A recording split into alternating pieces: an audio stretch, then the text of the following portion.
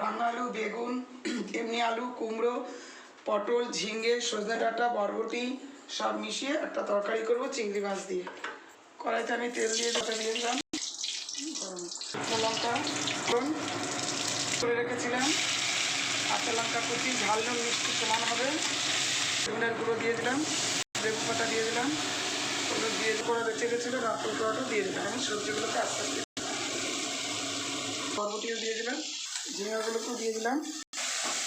আমি লবণটা তরকারিটা মজে যাক তারপরে দেবো, নিরামিষ তরকারি নুন বেশি হলে খাওয়া যাবে না। দিয়েছি দেখানো হয়নি, আর আমি এখানে লবণ দিয়ে দিলাম। এবার এখানে আমি একটু টমেটো, একটু রেড চিলি পাউডার আর একটু চিনি হলুদ দিয়ে দিলাম। এই যে আমি চিংড়ি মাছটা দিয়ে দিলাম।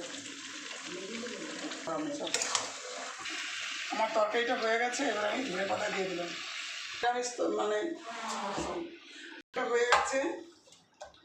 আমি যেভাবে করেছি আপনারা সেইভাবে করবেন, বাড়িতে খেয়ে প্রত্যেকে ভালো বলবে এবং ফেসবুকটাকে ফলো করবেন। ভালো লাগলে লাইক কমেন্ট শেয়ার করবেন, ইউটিউব চ্যানেলটাকে সাবস্ক্রাইব করবেন এবং আপনারা সকলেই ভালো থাকবেন।